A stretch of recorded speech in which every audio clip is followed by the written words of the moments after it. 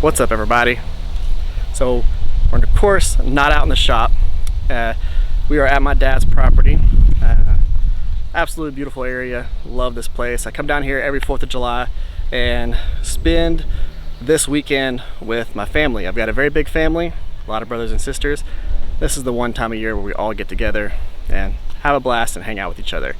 Now, for this, of course, I was planning on doing the leather sheath for this week's Shop Talk Tuesday, but I'm going to go into why I'm going to be releasing that probably Thursday or Friday.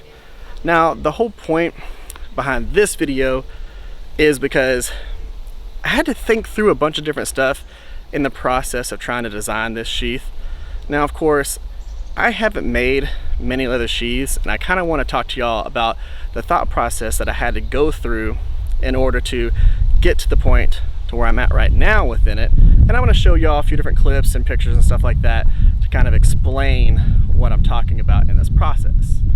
Now, for one, I designed 2 different sheaths for this particular kukri. Now, I had one that I didn't know if it was going to work and one that I knew would possibly work. So one where the knife was going to have to slide into the sheath and it was going to be a really tight fit, or one where I had notched out the spine area of the sheath so that the knife could slide down into it. So with that particular, design process, of course I went with the one that was going to slide in because the other one was absolutely not going to work. The downside to going with that particular style of sheath was I've never done that style of sheath before, and there's going to be a lot of firsts on this particular build, so I had to think through a bunch of different things in this process. And part of that was, okay, that particular style of sheath does not create any retention, so it was more of a decorative sheath. The knife was going to go into it, it would hold it okay, but you wouldn't be able to carry it or put a clip on it or anything because the knife would just kind of fall out depending on how you were walking. So I had to think through a few things, and that is where I came into the second iteration of this particular sheath, which I'm going to pop a video up right now and I'm going to kind of explain it. So I went to the next style of sheath, and that one had a strap on it, a leather strap that would come over the spine of the knife and kind of create a little bit of tension. But then I started thinking through, okay, that's cool. I've never made a sheath like that before with a strap, so that's going to be a first. And then how would I carry this knife? If I'm going to put a strap right there, trying to do a belt clip that like I would typically do with that would hook onto the sheath, it would kind of be weird having that strap right there and then trying to put a belt clip. So I thought, okay, let's go ahead and do a belt loop, which was the last version of the sheath. Now, for me, of course, I've never done a leather strap over on a sheath, and I've never done a belt loop. So I've got 2 things that I've never done that now I have to try and figure out how to make those work.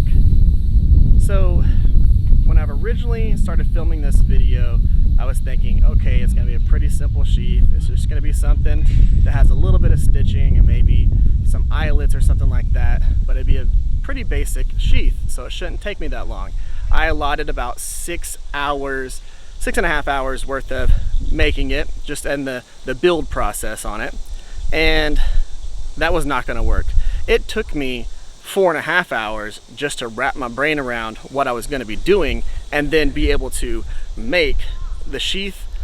I wasn't going to have time because I had to build that sheath and then get on the road to come down here. I'm in East Texas, about 4.5 hours away from my house, and I definitely wasn't going to be able to build the sheath while I was down here. So I had to put it on hold, and instead of trying to rush through the build process, I spent a lot of the time on the designing part, and then I'm gonna take my time and make this sheath. Now, of course, I'm going to release the video on Thursday or Friday. I'm getting back into town on Tuesday, and I'm going to work on it Tuesday night, of course, Wednesday night, Thursday night. If I can get it done Tuesday and Wednesday, fantastic. The video will come out on Thursday. If it takes me till Thursday, that video will come out on Friday. But y'all will see that this week. You're going to get to see the sheath build. And I will tell you this, the whole moral behind this is do not let yourself overwhelm yourself. You know, work within your time frame. Don't try and skip steps or do any of that because you're trying to meet a deadline or something. If you got to extend the deadline, extend the deadline. Don't let yourself skip good quality builds for time. Don't do it. You know, if you got to pause, take a step back, look at it, reevaluate, and then keep doing your process, do that.